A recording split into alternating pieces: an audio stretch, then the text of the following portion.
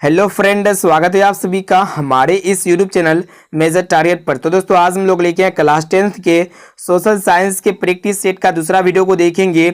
इसमें भी हम लोग अति ही महत्वपूर्ण ऑब्जेक्टिव क्वेश्चंस के प्रैक्टिस सेट को करेंगे जो आपके बोर्ड परीक्षा के लिए आपको 80 में 80 दिलाएगा। इस वीडियो को संपूर्ण शुरू से लेकर आखिरी तक जरूर देखिएगा क्योंकि इस वीडियो में सभी प्रश्न काफी महत्वपूर्ण है और सभी प्रश्न आपका NCERT के न्यू पैटर्न पर आधारित है। तो फ्रेंड फटाफट से वीडियो को लाइक कर दीजिएगा और चैनल पर नए हैं ना तो प्लीज चैनल को सब्सक्राइब करके बेल आइकन को प्रेस करके ऑल पर जरूर सेलेक्ट कर लीजिएगा ताकि जब भी लाइव क्लास हो ना तो आपको नोटिफिकेशन मिलता रहे। तो आइए शुरू करते हैं यहाँ पे आज के पहले नंबर प्रश्न से। देखिएगा आज का पहला प्रश्न क्या कर रहा है कि यंग यूरोप का संस्थापक कौन था। काफी महत्वपूर्ण है। ऑप्शन ए में आपका दिया मेजिनी या फिर गैरीबाल्टी और ऑप्शन सी में आपका दिया विक्टर एमेनुएल या फिर मुसोलिनी। तो दोस्तों यंग यूरोप का जो संस्थापक था ना मेजिनी था। यहाँ पे मेरा ऑप्शन नंबर ए जो है ना बिल्कुल से उत्तर हो जाएगा। और दोस्तों एक प्रश्न ये भी पूछे जाते हैं कि यंग इटली की स्थापना किसने की। तो दोस्तों मेजिनी ने ही की। साथ में इसे भी आप लोग को याद रखना है। अब चलिए फ्रेंड देखते हैं यहाँ पे दूसरा प्रश्न। तो देखिएगा 2 नंबर प्रश्न क्या करा है कि सन 1870 में फ्रांस और प्रसा के बीच युद्ध कहाँ हुआ था। काफी महत्वपूर्ण है। ऑप्शन ए में आपका सैडोन में या फिर सेडोवा में या फिर शाइराइन में या फिर फ्रैंकफर्ट में। तो दोस्तों सन 1870 में फ्रांस और प्रसा के बीच जो युद्ध हुआ था ना सैडोन में हुआ था। यहाँ पे मेरा ऑप्शन नंबर ए जो है ना बिल्कुल से उत्तर हो जाएगा। अब चलिए फ्रेंड देखते हैं यहाँ पे तीसरा प्रश्न जो कि काफी महत्वपूर्ण है। देखिएगा क्या करा है कि साम्यवादी घोषणा पत्र कब प्रकाशित हुआ। काफी महत्वपूर्ण है। ऑप्शन में आपका दिया हुआ है 1830 में या फिर 1883 में और ऑप्शन सी में आपका दिया हुआ है 1848 में और ऑप्शन डी में आपका दिया हुआ है 1857 में। तो दोस्तों साम्यवादी घोषणा पत्र जो प्रकाशित हुआ था ना 1848 ईस्वी में हुआ था। इसे आप लोग को याद रखना है। यहाँ पे मेरा ऑप्शन नंबर सी जो है ना बिल्कुल से उत्तर हो जाएगा। और दोस्तों साम्यवादी घोषणा पत्र के लेखक कौन थे। तो दोस्तों कार्ल मार्क्स थे। साथ में इसे भी आप लोग को याद रखना है। अब चलिए फ्रेंड देखते हैं यहाँ पे अगला प्रश्न। तो देखिएगा 4 नंबर प्रश्न क्या कराए कि रासपुटिन कौन था। काफी महत्वपूर्ण है। ऑप्शन ए में आपका दिया समाज सुधारक या फिर भ्रष्ट पादरी या फिर दार्शनिक और ऑप्शन डी में आपका दिया हुआ है वैज्ञानिक। तो दोस्तों रासपुटिन जो है ना यह भ्रष्ट पादरी था। यहाँ पे हमारा ऑप्शन बी जो है ना बिल्कुल से उत्तर हो जाएगा। ये भी प्रश्न बहुत इंपॉर्टेंट है। इस प्रश्न को अच्छी तरह से याद कर लीजिएगा। अब चलिए फ्रेंड देखते हैं यहाँ पे 5 नंबर प्रश्न। तो दोस्तों इस वीडियो में हम लोग सामाजिक विज्ञान के काफी महत्वपूर्ण है 40 वस्तुनिष्ठ ऑब्जेक्टिव क्वेश्चंस को देख रहे हैं यानी कि प्रैक्टिस कर रहे हैं जो आपके बोर्ड परीक्षा में आपको 40-80 में से जो है ना 80 दिलाएगा। इस वीडियो को संपूर्ण शुरू से लेकर आखिरी तक जरूर देखिएगा। इस वीडियो को थोड़ा भी स्किप नहीं करना है क्योंकि इस वीडियो में वैसे महत्वपूर्ण ऑब्जेक्टिव क्वेश्चंस को कवर किए हैं जो आपके बोर्ड परीक्षा में पूछे जाएंगे। तो एक एक क्वेश्चन को अच्छी तरह से याद कर लेना है। और दोस्तों इस वीडियो को देखने के बाद आप लोग को लास्ट में कमेंट करके भी बताना है कि ये 40 प्रश्न में से पहले से आप लोग को कितना प्रश्न याद था। तो देखिएगा 5 नंबर प्रश्न क्या कराए कि हिंद चीन पहुंचने वाला प्रथम व्यापारी कौन था। ऑप्शन ए में आपका दिया इंग्लैंड या फिर फ्रांसीसी या फिर पुर्तगाली और ऑप्शन डी में आपका दिया हुआ डच। तो दोस्तों हिंद चीन पहुंचने वाला जो प्रथम व्यापारी थे ना पुर्तगाली थे। यहाँ पे मेरा ऑप्शन नंबर सी जो है ना बिल्कुल से उत्तर हो जाएगा। अब आइए फ्रेंड देखते हैं यहाँ पे 6 नंबर प्रश्न को देखिएगा क्या कराए कि नरोत्तम सिन्हाणु कहाँ के शासक थे। ऑप्शन ए में आपका दिया वियतनाम के या फिर लाओस के और ऑप्शन सी में आपका दिया थाईलैंड के या फिर काम्बोडिया के। तो दोस्तों जो नरोत्तम सिन्हाणु थे ना ये काम्बोडिया के शासक थे। यहाँ पे मेरा ऑप्शन नंबर डी जो है ना बिल्कुल से उत्तर हो जाएगा। और दोस्तों एक प्रश्न ये भी पूछे जाते हैं कि अंकोरवाट के मंदिर कहाँ है। तो दोस्तों काम्बोडिया में है। साथ में से भी आप लोग को याद रखना है। तो दोस्तों अभी तक वीडियो को लाइक नहीं किए हैं ना तो प्लीज दोस्तों वीडियो को लाइक जरूर कर लीजिएगा। और दोस्तों चैनल पर नए हैं ना तो प्लीज चैनल को सब्सक्राइब करके बेल आइकन को प्रेस करके ऑल पर जरूर सेलेक्ट कर लीजिएगा ताकि जब भी लाइव क्लास हो ना तो आपको नोटिफिकेशन मिलता रहे। अब चलिए फ्रेंड देखते हैं यहाँ पे 7वां प्रश्न जो कि काफी महत्वपूर्ण है। तो देखिएगा 7वां प्रश्न क्या कराए कि जालियांवाला बाग हत्याकांड कब हुआ। काफी महत्वपूर्ण है। ऑप्शन ए में आपका दिया 13 अप्रैल 1919 में या फिर 14 अप्रैल 1919 में और ऑप्शन सी में आपका दिया 15 अप्रैल 1919 में और ऑप्शन डी में आपका दिया 16 अप्रैल 1919 में। तो दोस्तों जो जालियांवाला बाग है ना इसका हत्याकांड कब हुआ था। तो दोस्तों 13 अप्रैल 1919 में हुआ। यानी कि यहाँ पे मेरा ऑप्शन नंबर ए जो है ना बिल्कुल से उत्तर हो जाएगा। अब आइए फ्रेंड देखते हैं यहाँ पे देखिएगा यहाँ पे 8 नंबर प्रश्न क्या कराए कि पूंजीपति वर्ग के द्वारा किस वर्ग का शोषण हुआ। ऑप्शन ए में आपका दिया श्रमिक वर्ग का या फिर मध्यम वर्ग का और ऑप्शन सी में आपका दिया कृषक वर्ग का या फिर सभी वर्ग का। तो दोस्तों जो पूंजीपति वर्ग है ना पूंजीपति वर्ग के द्वारा जो है ना श्रमिक वर्ग का शोषण हुआ। यहाँ पे हमारा ऑप्शन नंबर ए जो है ना बिल्कुल से उत्तर हो जाएगा। अब चलिए फ्रेंड देखते हैं यहाँ पे 9 नंबर प्रश्न को देखिएगा जो कि काफी महत्वपूर्ण है। तो देखिएगा क्या करा है कि आर्थिक महामंदी, यहाँ पे आप लोग को बताना है कि आर्थिक महामंदी का विश्व अर्थव्यवस्था पर क्या प्रभाव पड़ा। ऑप्शन ए में आपका दिया उत्पादन में तेजी, या फिर उपभोक्ता वस्तुओं की मांग में तेजी, या फिर अकाल, और ऑप्शन डी में आपका दिया बेरोजगारी। तो दोस्तों आर्थिक महामंदी का विश्व की अर्थव्यवस्था पर जो प्रभाव पड़ा ना, बेरोजगारी भी पड़ा, यानी कि यहाँ पे हमारा ऑप्शन नंबर डी जो है ना बिल्कुल से उत्तर हो जाएगा। अब चलिए फ्रेंड देखते हैं यहाँ पे 10 नंबर प्रश्न जो कि काफी महत्वपूर्ण है। तो देखिएगा काफी महत्वपूर्ण है, क्या करा है कि कागज का आविष्कार किस देश में हुआ। काफी महत्वपूर्ण है। ऑप्शन ए में आपका तो चीन में, या फिर जर्मनी में, और ऑप्शन सी में आपका तो जापान में, या फिर रोम में। तो दोस्तों जो कागज का आविष्कार हुआ था ना, चीन देश में हुआ था। यहाँ पे हमारा ऑप्शन नंबर ए जो है ना बिल्कुल से उत्तर हो जाएगा। और दोस्तों कागजी मुद्रा का आविष्कार भी जो है ना चीन देश में ही हुआ था। साथ में इस भी आप लोग को याद रखना है। तो दोस्तों इस वीडियो में हम लोग जो है ना सामाजिक विज्ञान यानी कि सोशल साइंस के 40 अति महत्वपूर्ण ऑब्जेक्टिव क्वेश्चंस को प्रैक्टिस कर रहे हैं, जो आपके बोर्ड परीक्षा में आपको 80 में 80 दिलाएगा। इस वीडियो को संपूर्ण शुरू से लेकर आखिरी तक जरूर देखिएगा। तो दोस्तों अभी तक वीडियो को लाइक नहीं किए है ना, तो प्लीज दोस्तों वीडियो को लाइक जरूर कर लीजिएगा। और दोस्तों चैनल पर नए हैं ना, तो प्लीज चैनल को सब्सक्राइब करके बेल आइकन को प्रेस करके ऑल पर जरूर सेलेक्ट कर लीजिएगा। तो आइए देखते हैं यहाँ पे 11 नंबर प्रश्न क्या करा है कि देखिए यहाँ पे ध्यानपूर्वक 11 नंबर प्रश्न है, निम्नलिखित व्यक्तियों में कौन लोकतंत्र में रंगभेद विरोधी नहीं थे। काफी महत्वपूर्ण है। ऑप्शन ए में आपका तो मार्टिन लूथर किंग, या फिर महात्मा गांधी, और ऑप्शन सी में आपका तो ओलंपिक धावक टॉमी स्मिथ एवं जॉन कार्लोस, और ऑप्शन डी में आपका तो जेड गूडी। तो दोस्तों आप लोग बता देते हैं जो ये जेड गूडी है ना, ये लोकतंत्र में रंगभेद के विरोधी नहीं थे। यहाँ पे हमारा ऑप्शन नंबर डी जो है ना बिल्कुल से उत्तर हो जाएगा। अब चलिए फ्रेंड देखते हैं यहाँ पे 12 नंबर प्रश्न को देखिएगा क्या करा है कि भाषाई आधार पर बनने वाला प्रथम राज्य है। ऑप्शन ए में आपका बिहार, या फिर झारखंड, और ऑप्शन सी में आपका उत्तराखंड, या फिर आंध्र प्रदेश। तो दोस्तों भाषा के आधार पर जो बनने वाला प्रथम राज्य है ना, आंध्र प्रदेश है। यहाँ पे हमारा ऑप्शन नंबर डी जो है ना बिल्कुल से उत्तर हो जाएगा। और दोस्तों एक प्रश्न ये भी पूछे जाते हैं कि सोपानी कृषि किस राज्य में प्रचलित है। तो दोस्तों सोपानी कृषि जो है ना उत्तराखंड राज्य में प्रचलित है। अब चलिए फ्रेंड देखते हैं यहाँ पे 13 नंबर प्रश्न को देखिएगा क्या करा है कि अंतर्राष्ट्रीय महिला दिवस किस तिथि को मनाया जाता है। काफी महत्वपूर्ण है। ऑप्शन ए में आपका तो 7 मार्च को, या फिर 8 मार्च को, और ऑप्शन सी में आपका तो 9 मार्च को, या फिर 10 मार्च को। तो दोस्तों जो अंतर्राष्ट्रीय महिला दिवस है ना, ये 8 मार्च को मनाया जाता है। यहाँ पे मेरा ऑप्शन नंबर बी जो है ना बिल्कुल से उत्तर हो जाएगा। अब चलिए फ्रेंड देखते हैं यहाँ पे देखिएगा पे 14 नंबर प्रश्न जो कि काफी महत्वपूर्ण है। देखिएगा क्या करा है कि सत्ता में साझेदारी सही है, क्योंकि यहाँ पे ऑप्शन ए में आपका यह विविधता को अपने में समेट लेती, या फिर देश की एकता को कमजोर करती, या फिर फैसले लेने में अनावश्यक व्यवधान पैदा करता है, या फिर विभिन्न समुदाय के बीच टकराव कम करती है। तो दोस्तों सत्ता में साझेदारी सही है, क्योंकि विविधता को अपने में समेट लेती है। यहाँ पे मेरा ऑप्शन नंबर ए जो है ना बिल्कुल से उत्तर हो जाएगा। अब चलिए फ्रेंड देखते हैं यहाँ पे अगला प्रश्न। तो दोस्तों इस वीडियो में हम लोग काफी महत्वपूर्ण सामाजिक विज्ञान के 40 वस्तुनिष्ठ ऑब्जेक्टिव क्वेश्चंस को प्रैक्टिस कर रहे हैं, जो आपके बोर्ड परीक्षा में ये 40 प्रश्न में से बहुत सारे प्रश्न जो है ना आपके फाइनल मैट्रिक बोर्ड परीक्षा में देखने को मिलेगा। तो देखिएगा 15 नंबर प्रश्न क्या करा है कि भारत में कहाँ महिलाओं के लिए आरक्षण की व्यवस्था है। ऑप्शन ए में आपका लोकसभा में, या फिर विधानसभा में, और ऑप्शन सी में आपको पंचायती राज व्यवस्था में, या फिर मंत्रिमंडल में। तो दोस्तों आप लोग को बता देते हैं जो पंचायती राज व्यवस्था है ना, पंचायती राज व्यवस्था में महिलाओं के लिए आरक्षण की व्यवस्था है। यहाँ पे मेरा ऑप्शन नंबर सी जो है ना बिल्कुल से उत्तर हो जाएगा। और दोस्तों एक प्रश्न ये भी पूछे जाते हैं कि भारत में महिलाओं के लिए कितने प्रतिशत आरक्षण की व्यवस्था है। तो दोस्तों भारत में महिलाओं के लिए जो है ना 50% आरक्षण की व्यवस्था है। साथ में इस भी आप लोग को याद रखना है।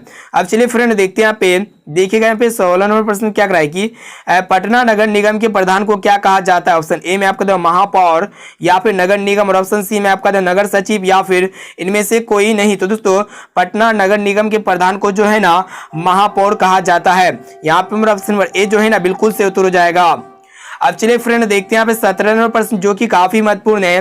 तो देखिएगा क्या करें कि भारत में हुए 1977 में आम चुनाव में किस पार्टी को बहुमत मिला। काफी महत्वपूर्ण है। ऑप्शन ए में आपका कांग्रेस पार्टी को, या फिर जनता पार्टी को, और ऑप्शन सी में आपका कम्युनिस्ट पार्टी को, या फिर इनमें से कोई नहीं। तो दोस्तों भारत में हुए 1977 में जो आम चुनाव हुआ था ना, किस पार्टी को बहुमत मिला था। दोस्तों जनता पार्टी को बहुमत मिला था। यानी कि यहाँ पर मेरा ऑप्शन नंबर बी जो है ना बिल्कुल से उत्तर हो जाएगा।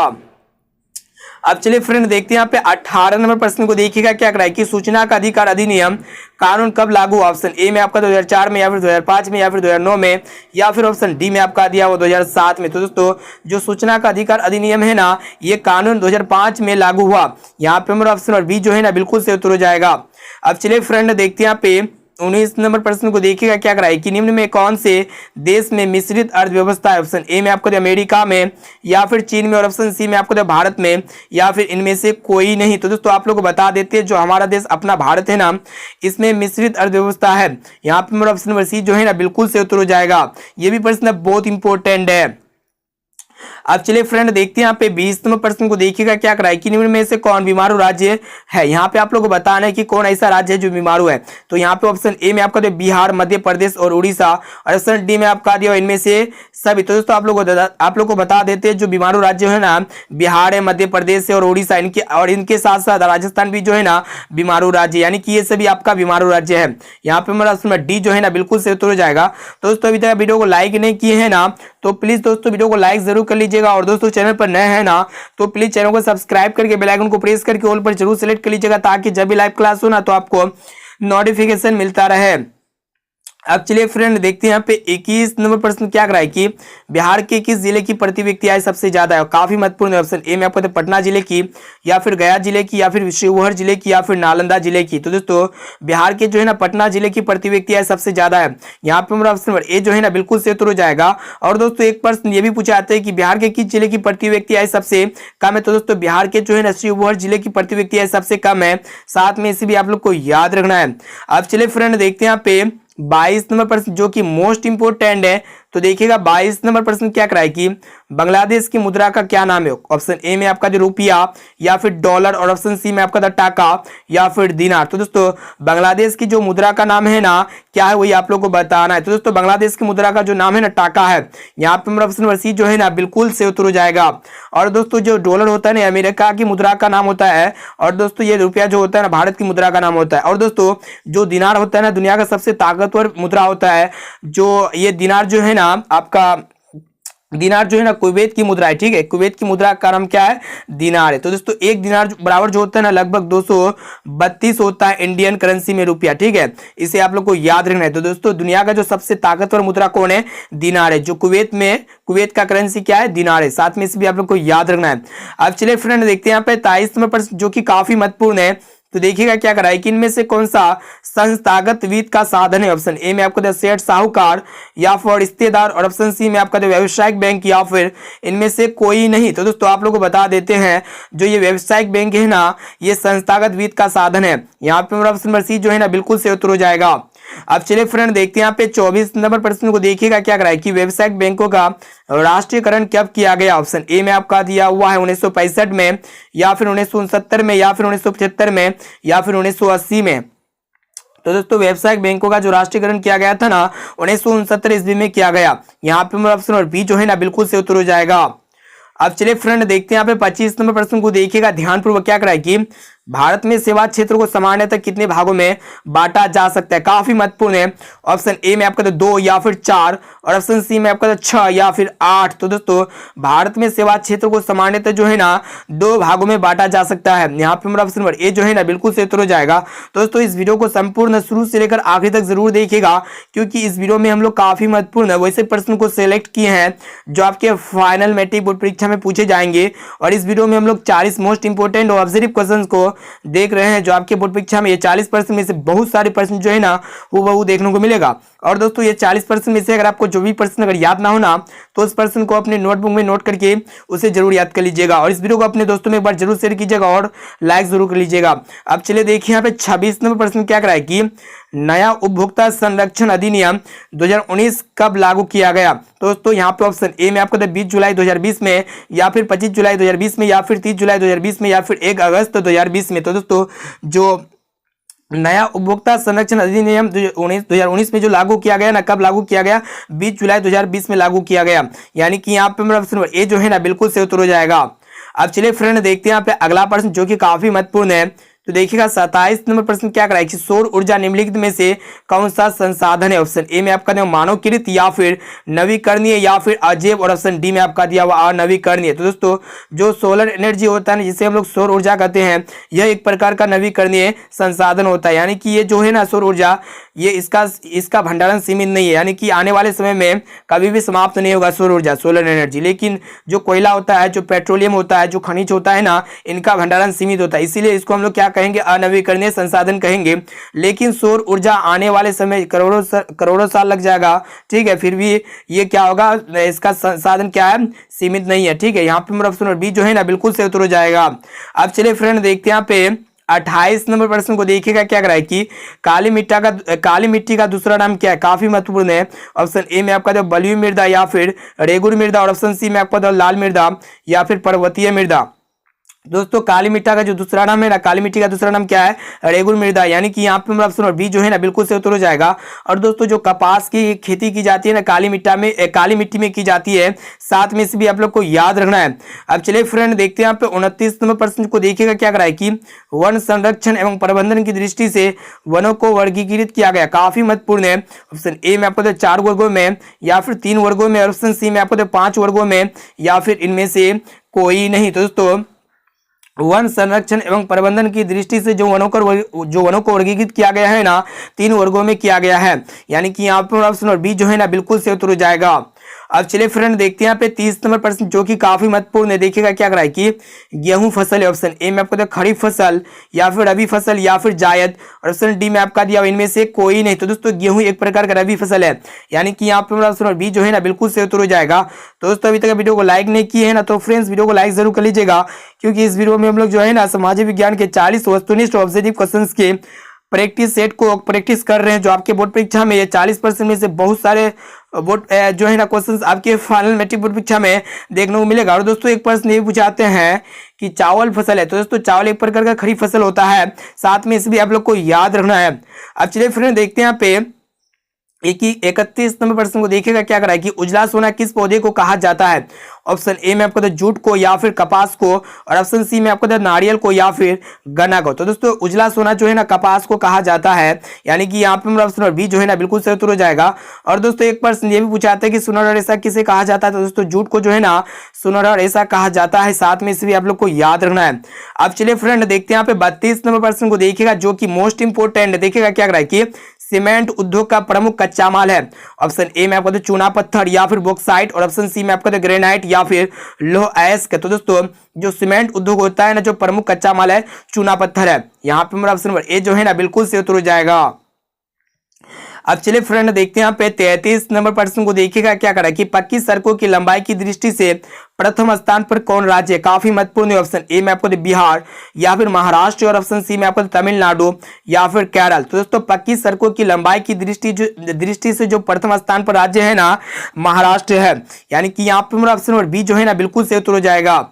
अब चलिए फ्रेंड देखते हैं यहाँ पे 34 नंबर प्रश्न को देखिएगा क्या करा है कि लीची के उत्पादन के लिए बिहार के किन 2 जिलों प्रसिद्ध है। ऑप्शन ए में आपका दिया पूर्णिया और कटिहार, या फिर गया और नवादा, या फिर पटना और नालंदा, या फिर मुजफ्फरपुर और वैशाली। तो दोस्तों लीची के उत्पादन के लिए बिहार के 2 जिले प्रचलित फेमस है, क्या क्या हो गया, मुजफ्फरपुर हो गया और ये वैशाली हो गया। यहाँ पे मेरा ऑप्शन डी जो है ना बिल्कुल से उत्तर हो जाएगा।